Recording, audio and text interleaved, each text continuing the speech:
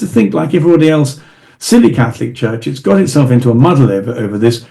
And I believe that until the impact of the 20th century really had made itself known to me. And I saw that we have a number of addictions in our culture in the West, but one of the greatest ones is to sex. Well, Gavin Ashenden, it's always a real joy to talk to you. I find you a fascinating figure. You've always got such wonderful insights. And for anybody who hasn't heard of you, well, come on. Now, you were, of course, the late, wonderful Queen Elizabeth's chaplain for some years back then. You've now moved on from the Anglican faith to the Catholic faith, and you're a religious commentator, political commentator, social commentator extraordinaire. You're almost everywhere I look. Gavin Ashenden's appearing, doing something or other, which is marvellous. And so it's great to talk to you today. And we're going to talk today, Gavin, about the new Pope. So there is a new Pope. Pope Leo, and it's wonderful to have a new Pope from your Catholic perspective, I'm sure.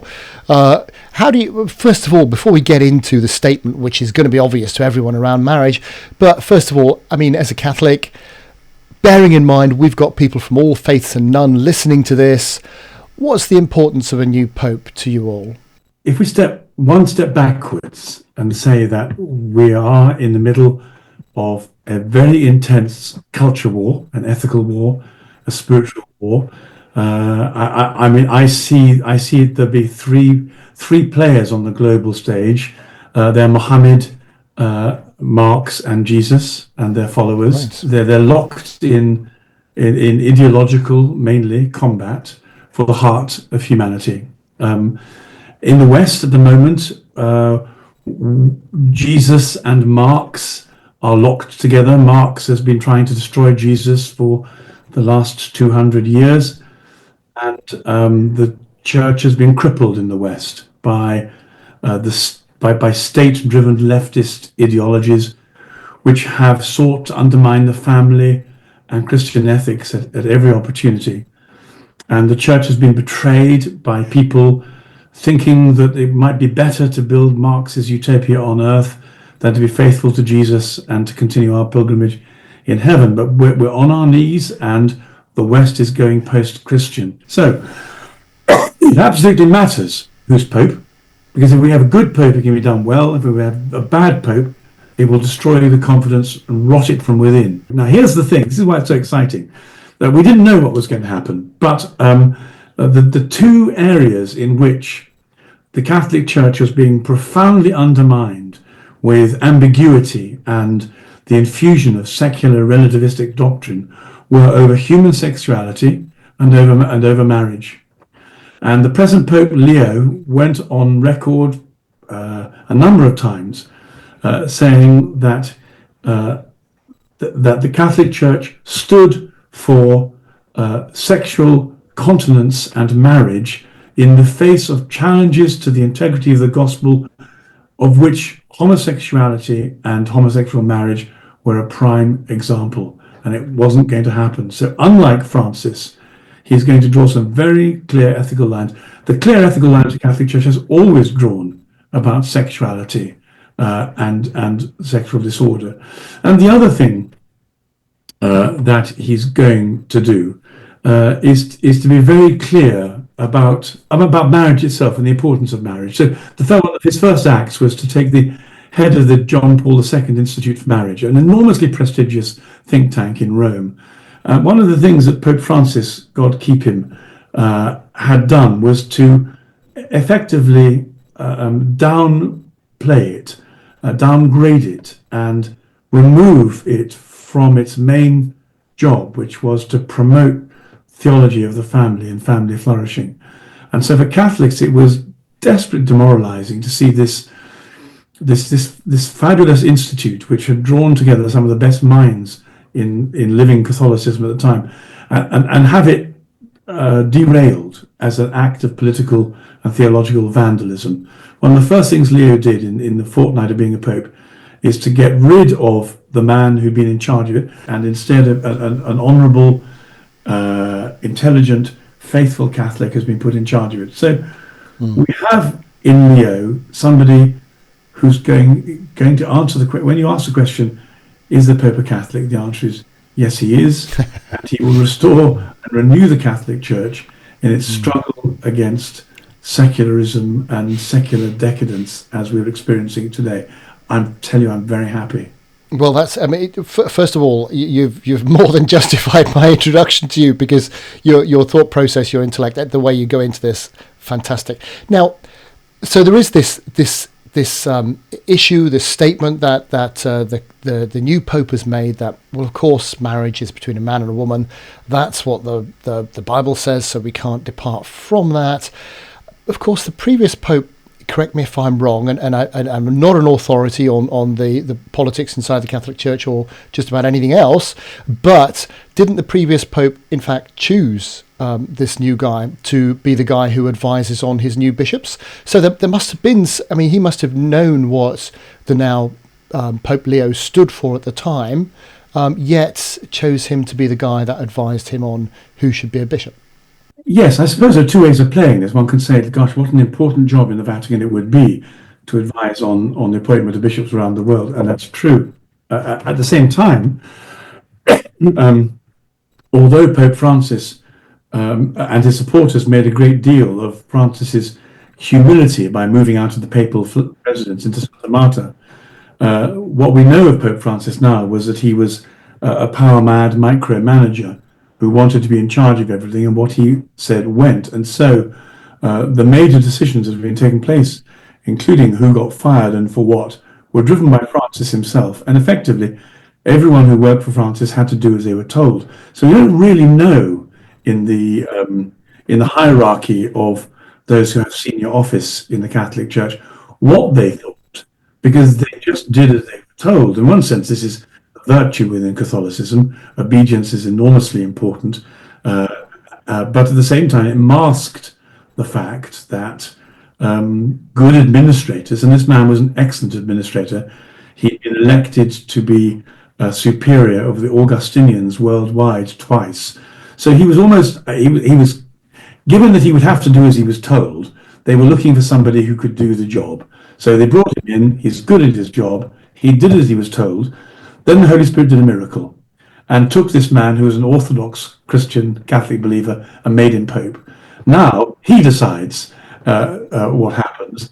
And the extraordinary thing about the appointment was nobody, because he was such a minor figure, he wasn't even I didn't have a chapter in the Papabile books. I was talking to Edward Pentin, who, like me, is a former Anglican and has become a very well respected correspondent. And because the cardinals didn't know each other, Francis practiced divide and dominate. It was left to Catholic correspondents to draw up biographies of the cardinals.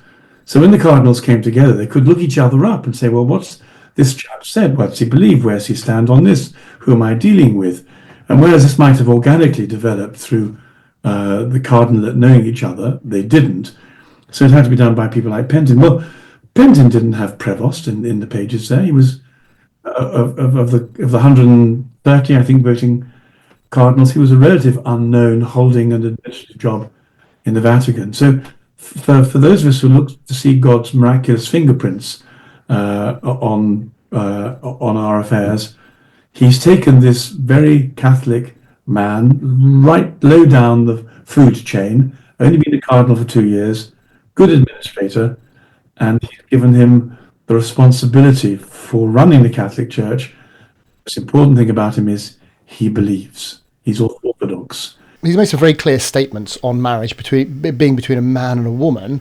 But of course, Francis' predecessor, was famous for saying, "Who am I to judge?" on some other issues. So does that negate, or do you think it will negate him speaking about blessings for same-sex couples? Because that could be a slightly separate thing. Completely off the agenda now. What Francis did, I think Thomas Howell suggested that the Francis' pontificate was a triumph of relevance over reverence. It's quite a clever phrase, because you could put it in a different way, less mellifluously, and talk about compassion over truth. So what Francis wanted to do was, and indeed, I had 20 good liberal years as an Anglican, in which as a university chaplain, I'm afraid I pursued exactly this policy. I thought, if we make Christianity all about love and acceptance, people fall in love with Jesus, and then maybe having fallen in love with him, they'll then be better able to manage the hard sayings. But we won't ever get them unless they think they're dealing with someone who's kind to them and loves them. And so this is partly why for 20 years I was very much pro-LGBT, because I thought, let's show them that God loves them and God's love will bring them in, and then it will transform them. Well, because the problem is, first of all, it doesn't bring them in, and secondly, even when it does, it doesn't transform them, because we all want God on our own terms. And the act of self-sacrifice of being a disciple is always immensely hard. But if you come in because God validates your sexual preferences, you're not about to suddenly give them up. At least people don't seem to have done that. So what Francis did was to choose as a matter of compassion and evangelism the ploy of saying to people, God loves you just as you are, and leaving out the bit, but then you have to repent and change. Yeah. Right. So that's why it's a triumph of relevance over reverence. Reverence is about holiness. Reverence is about the call to surrender your life and be completely transformed and follow a life of holiness. Now, Pope Leo is less concerned about relevance and absolutely concerned about reverence. And so there isn't any way that he will continue this mistaken policy of trying to be nice to people on the margins in order that this niceness will have a transformative power in their lives and their ethics. And what about the issue? Because before we move on to some more positive stuff, the issue, the other part of that "Who am I to judge" was gay clergy.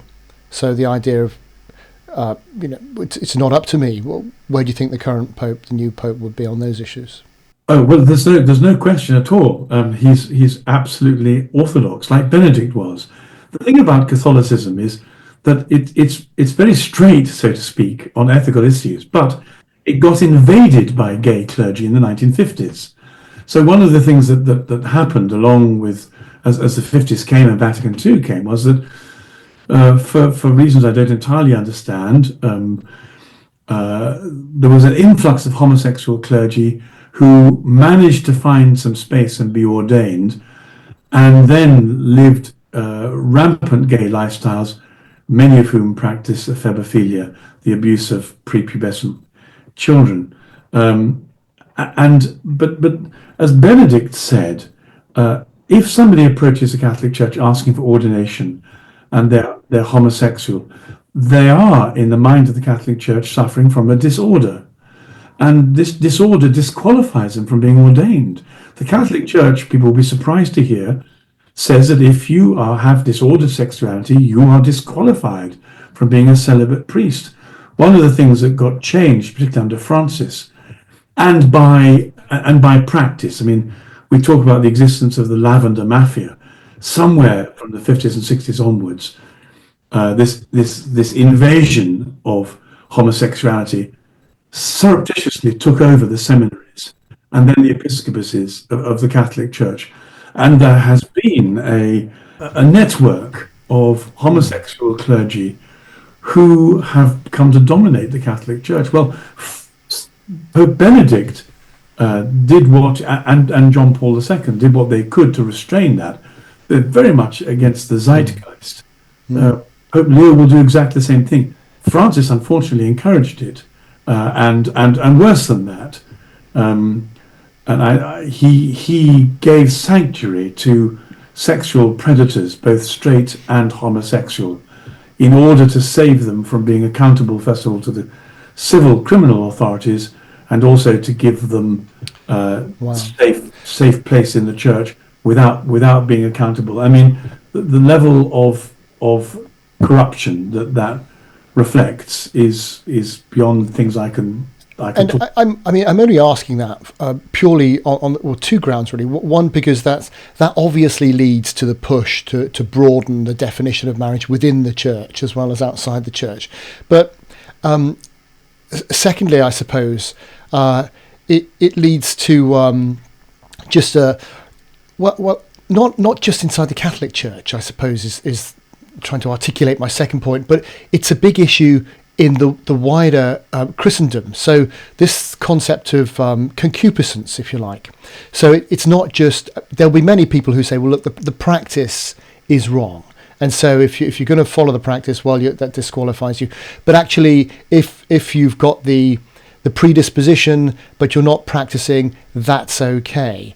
And that seems to be permeating through the whole church without recognizing necessarily this concept of concupiscence, i.e. that sinful desire itself, whatever that sinful desire. It needn't be sexual, it could be for all sorts of other things, or it could be heterosexual sinful desire for other people's wives or something. That desire itself is wrong and disordered and needs to be sorted out. Well, you've articulated just exactly what I was going to say. The Catholic Church is very clear when it deals with 98% of humanity, which is the statistical straight, those who are straight, that we all suffer from disordered sexuality. And as you quite rightly say, you're no more or less disordered. Well, is that true? Let me not say it because I don't know it's true. But straight people suffer from sexual disorder, and it turns into sin. And there's nothing pure and given about our sexuality. We have to control it. Whatever we're attracted to sexually. So in one sense, gay people are not asked to do things that straight people aren't asked to do either. The moment you begin to practice sexual intimacy in a way that stops children happening, sex becomes a thing. It becomes a recreation. It becomes a pleasure. It's a jolly nice pleasure. It's immensely powerful. But as soon as you begin to separate recreation from procreation, you give sex a power and a status that ultimately is going to pervert in the end. For as long as you don't allow that separation, your sexuality becomes part of the God-given equipment for making families. And the way in which you express it within a family, it's disciplined by the pragmatics of whether or not you're going to have children. In other words, sex can't become a thing in itself. If it can't become a thing in itself, you can't have people who define themselves by their sexual desire, because that's the great, if you like, existential or ontological category. We should never ever have allowed ourselves to be in a position where I say, I'm a gay Christian because actually I want to sleep with men, or any more than I want to say I'm a straight Christian because I want to sleep with women. The whole thing was a distorted perversion of category. But let me blow the Catholic Church's theological trumpet by saying it's all avoided by taking the right response to contraception and understanding human beings called to marry one another permanently with the intention of having children and becoming co-creators with God. If you stick to that... Let me pick up on that now, right? Because that's really... So this is the positive stuff that we're looking at now, hopefully, because given that wonderful statement, marriage is between a man and a woman, and but he went further, talking about how good it is for society, and further still, that governments should be promoting it, which of course they're not, and we could argue why they're not, because actually they've got a lot of people in their ranks who don't want to be undermined by promoting man-woman marriage for whatever. But anyway, what do we do about the Catholic Church, which represents basically the rest of the world as well, in the sense that, well, fewer young people are marrying in the Catholic Church. When they are marrying, they're marrying much later. And even though they're marrying much later, they're still getting divorced at high rates. And in those marriages, partly because they're marrying later, they're not having many children, and we've got the whole demographic issue. So how does it go forward from where we are? It's a wonderful statement to be made, but so what? Well, let me tell you so what, because it's very terribly exciting.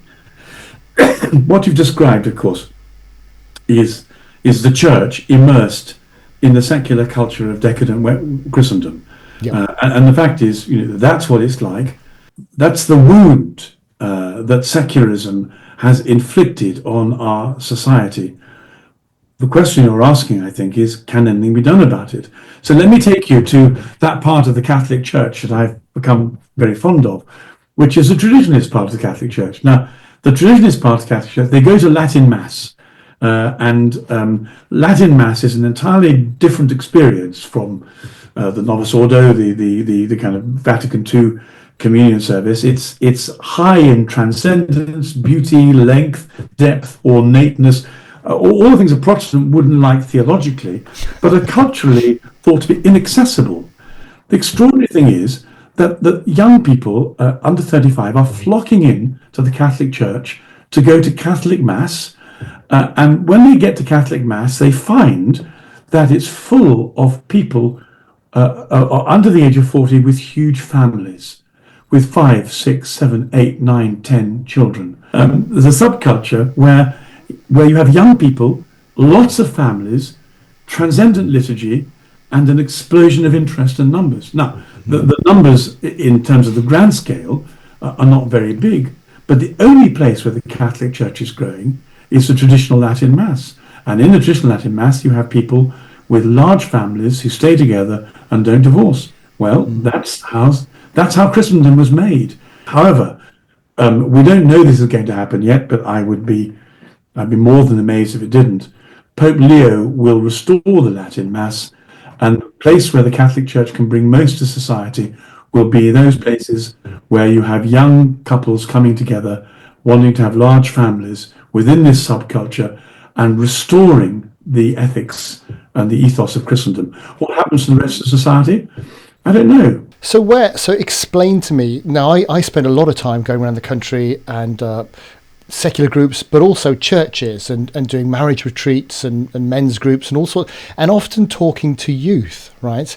And I'll talk to them about the sociological benefits, aside from what the Bible says very clearly, but the sociological benefits of things like saving sex for marriage. And they've never heard this before. It astonishes me. In good churches, the kids have never been taught this before. Now, where does that happen, if it does happen, in the Catholic Church? Particularly within the subculture of the Catholic Church, everybody knows it is a given that that sex outside marriage is a sin. Everyone knows it. It's taught as normative. In fact, the reason they know it is because it's so profoundly offensive to everybody else. Everybody else is always pointing the finger and saying, "You silly Catholics, you really think..." Monty Python wrote some very rude songs about Catholics and contraception. We've become the laughingstock of our society. It is therefore very well known that these are the ethics of the way in which we deal with sex, and also, celibacy itself is another way of confronting the dictatorship of relativity and consumerism. I used to think, like everybody else, silly Catholic Church, it's got itself into a muddle over this. It only did it because it wanted, in the period of Charlemagne, to stop church property being left to the bastard children of clergy. It's got it completely wrong. It should wake up and I believe that until the impact of the 20th century really had made itself known to me, and I saw that we have a number of addictions in our culture in the West, but one of the greatest ones is to sex, and so there wasn't any organization that said we can, like Alcoholics Anonymous. In a sense, the Catholic Church is a bit as to sex as Alcoholics Anonymous is to alcohol. It says you don't have to do it, and in fact, our clergy won't do it. They will live lives without it, as if all the people who sold alcohol in retail outlets were on the wagon. We can live without this stuff. You may want it, you're allowed to have it, but we're not addicted to it. And I suddenly saw celibacy as the Christian way of saying, despite having been taught this by Freud and by culture, we can live contented, fulfilled lives without sleeping erotically with other people. This is such a blasphemy to the secular society we live in. They can't get their heads around it. But the fact is that this is part of the subculture of Catholicism. Again, the message for young people, a lot of people will say, we can't afford to get married. And my response is, how can you afford not to? I mean, the idea that you can share rent, share bills, share food, share everything, surely that's something you want to do as soon as you can, because it just makes, from an economic perspective, makes absolutely perfect sense. The Catholics I know who are part of the TLM say that we're going to live poor lives because we're only going to have one income, because the mother is going to be a stay-at-home mother. That's a very whole other conversation, isn't it? A really interesting one. That, in fact, we live in a society where the government will gladly give you money to send your newborn to some kind of wraparound care while you go out to work, but won't then kind of encourage you to stay at home and raise that little child yourself, when in fact all the evidence says, attachment theory and everything else, that's best for the child. So what's developing is we're going back to the catacombs. And Catholics are living communitarian lives, as we find in Acts. Because there's no money, because there's only one salary, the women, the mothers, are beginning to share educating the children. It's home education. There is a sense of a community beginning to look after itself, just as we saw in Acts. We're back essentially to primitive Christianity, because that's what it takes. But you're quite right. If there are circumstances in which we can't practice our Christian ethics by being fully immersed secular capitalists, then we've got to stop being fully immersed secular capitalists. And one of the things that's developing is, Rod Dreher wrote about this in the Benedict option to some extent, of Christian communities withdrawing themselves from the rat race, moving to market towns where they produce the doctors, the lawyers, the architects. In other words, you have a Christian microcosm where we can't be cancelled. We can't, one of the great things that the Soviet regime did in 1917 onwards revolution is they cancelled Christians at every turn. If you were an atheist, you didn't get access to education, you didn't get a doctor, yeah. you got put in prison. Well, we're slightly ahead of the curve now in the West. Catholics are coming together to live in the same areas, to make a numerical majority amongst themselves, in order to provide the things pro bono for one another that you either have to buy commercially or ask on the state for. So this isn't easy. It requires a sacrifice, but it's a way of doing church. It's interesting. You've even got people like Richard Dawkins now saying, well, actually, I was wrong. We do need some kind of objective framework on which to hook society's norms and expectations, and actually the Christian one, given the alternatives, is a pretty good one. And it's taken a long time to get there, but he's taken that, and he's done an awful lot of damage on the way. Absolutely right. And we told him at the very beginning this would be the only obvious conclusion. Yeah. Thank God he's getting there. Yeah. So my final question for you, Gavin Ashenden, were you to meet the Pope personally, what would your message for him be, or what would your question for him be? I was asked by a political radio show who had me on before the conclave to talk about left and right, progressive and conservative. Yep. And one of the things I said to them was, let's not use left and right. These are terms that come out of the French Revolution. Yep. They don't really reflect where we are as with Christian values. I'd like instead to talk about appeasement and resistance. I thought that what we'd had was an appeaser pope, a Chamberlain, and what we needed was a Churchill pope, a resistor, because our relationship is with a secular society that's trying to overwhelm Christendom. So do you appease it or do you resist it? And so I said, I'm praying for a resistance leader and the pope. And really there's nothing else one needs. And all I would, I have no questions of the pope except to promise him that I will pray for him and be grateful for him and need him. I'm just full of joy that the Holy Spirit has given us a pope who is evidently like Jesus and will have the capacity to defend the church, to articulate the faith, and to bring people to Jesus, because that's what it's all about as we head towards judgment and what lies after that. Gavin Ashenden, that's marvellous. Let's leave it there. Thank you so much for your time. Lovely to talk to you. Thank you for having me.